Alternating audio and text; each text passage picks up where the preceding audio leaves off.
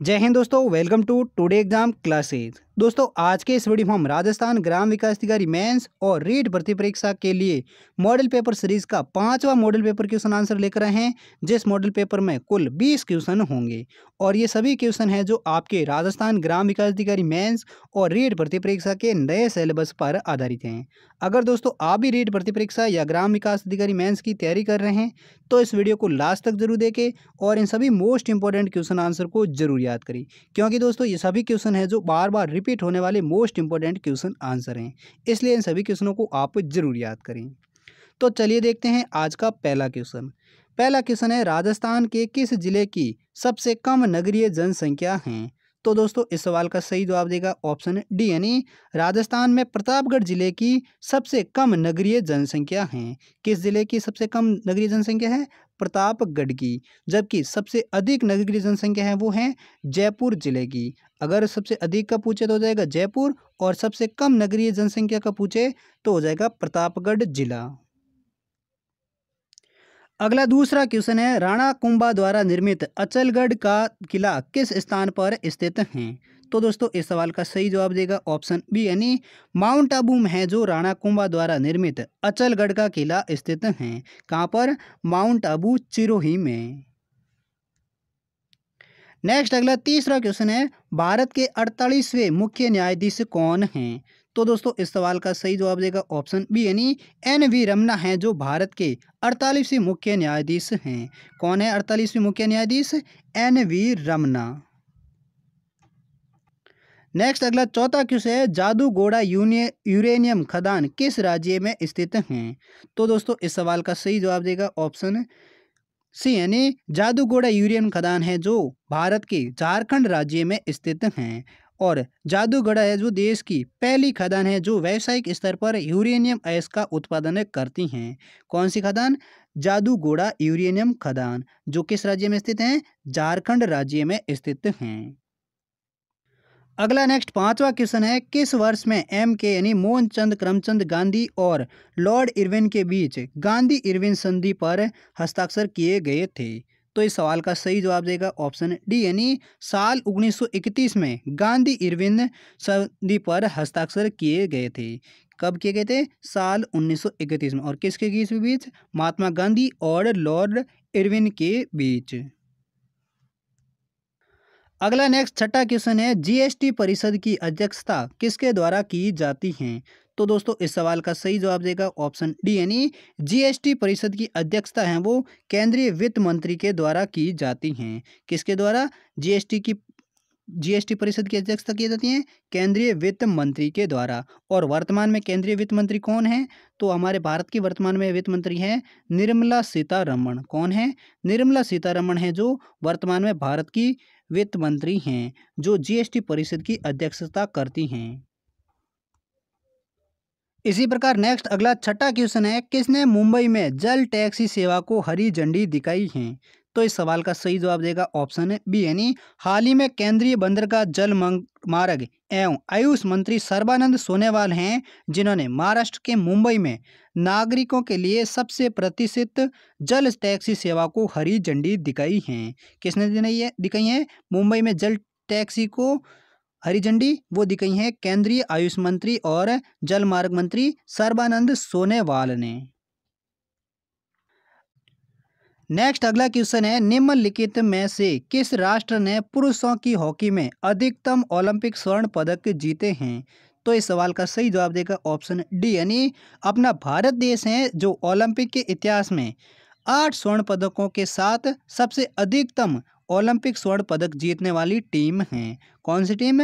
Bharat team, जिन्होंने अब तक हॉकी ओलंपिक में 8 स्वर्ण पदक जीते हैं।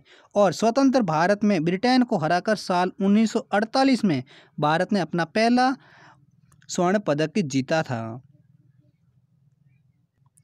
अगला क्वेश्चन है, बांग्लादेश के मुक्ति के समय भारत का प्रधानमंत्री कौन थे? तो इस सवाल का सही जवाब देगा ऑप्शन सी, यानी इंदिरा गांधी हैं जो बांग्लादेश की मुक्ति के समय भारत की प्रधानमंत्री थी। कौन थी? इंदिरा गांधी, जो साल 1972 में बांग्लादेश की मुक्ति का समय था।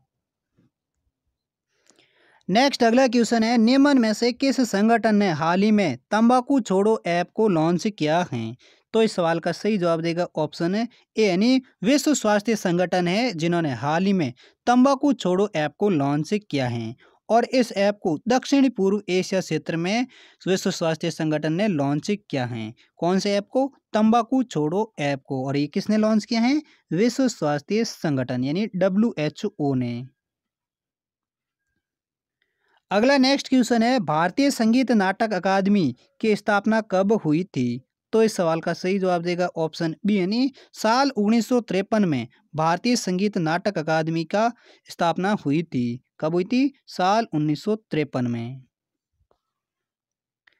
नेक्स्ट अगला क्वेश्चन है, भरतपुर प्रजामंडल के प्रथम अध्यक्ष कौन थे?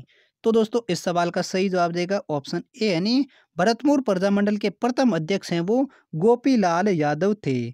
और भरतपुर प्रजामंडल की स्थापना है वो साल 1938 में रेवाड़ी में भरतपुर प्रजामंडल की स्थापना हुई थी। कब हुई? साल 1948 में, सॉरी 38 में। नेक्स्ट अगला क्वेश्चन है, कौन सा संस्थान विश्व सतत विकास शिखर सम्मेलन की मेजबानी करता है? तो दोस्तों इस सवाल का सही जवाब देगा ऑप्शन सी यानी ऊर्जा और संसाधन संस्थान है जो विश्व सतत विकास शिखर सम्मेलन की मेजबानी करता है। कौन करता है? ऊर्जा और संसाधन संस्थान।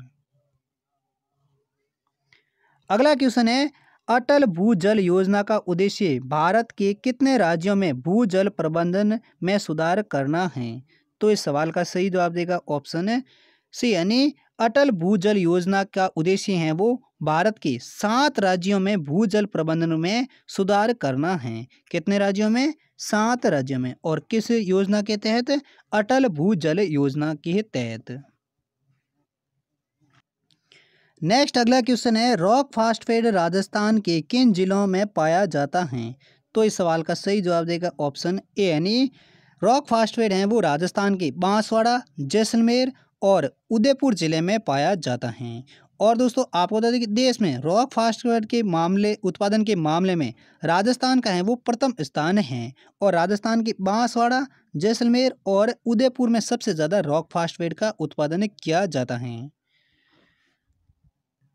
अगला नेक्स्ट क्वेश्चन है, गरीबी हटाओ का नारा किस पंचवर्षीय योजना में दिया गया था? तो इस सवाल का सही जवाब देगा ऑप्शन बी यानी 5वीं पंचवर्षीय योजना में गरीबी हटाओ का नारा दिया गया था। किस पंचवर्षीय योजना में गरीबी हटाओ का नारा दिया गया था? 5वीं पंचवर्षीय योजना में। अगला नेक्स्ट क्वेश्चन है, निम्नलिखित में से कौन सा भारत का प्राचीनतम राजवंश है?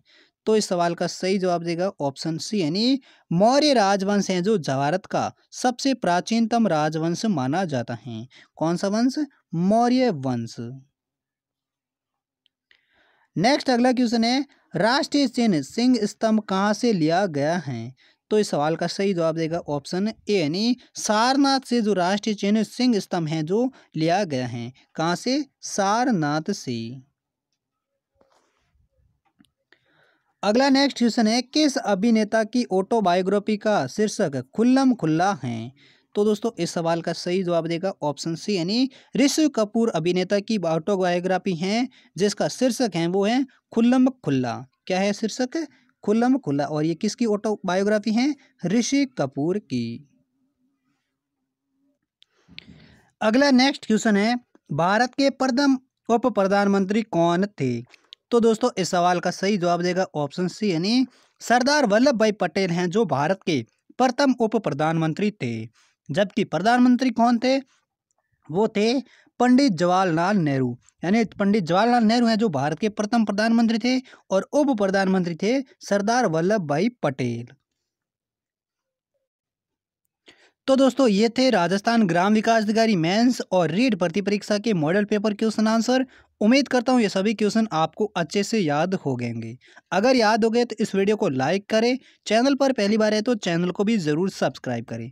और दोस्तों अब इस वीडियो के लास्ट में 2 अभ्यास सवाल हैं जिसका जवाब आपको कमेंट बॉक्स में लिखकर बताना है।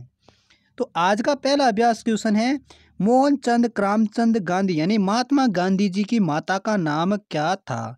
तो ऑप्शन है शांतिबेन, मीराबाई, पुतलीबाई या कौशल्या। इन चारों ऑप्शनों में से कौन सा ऑप्शन सही है जो मोहनचंद करमचंद गांधी की माता का नाम था। अगला दूसरा क्वेश्चन है, माहेश्वर किस मराठा रानी की राजधानी थी। ऑप्शन है लक्ष्मीबाई, अहिल्याबाई होलकर, जीजाबाई या चांद बीबी। इन चारों ऑप्शनों में से कौन सा ऑप्शन सही है जो महेश्वर की मराठा रानी की राजधानी थी, वो आप कमेंट में जरूर लिखकर बताइए। और हम मिलते हैं अगली वीडियो के साथ, तब तक के लिए जय हिंद, वंदे मातरम।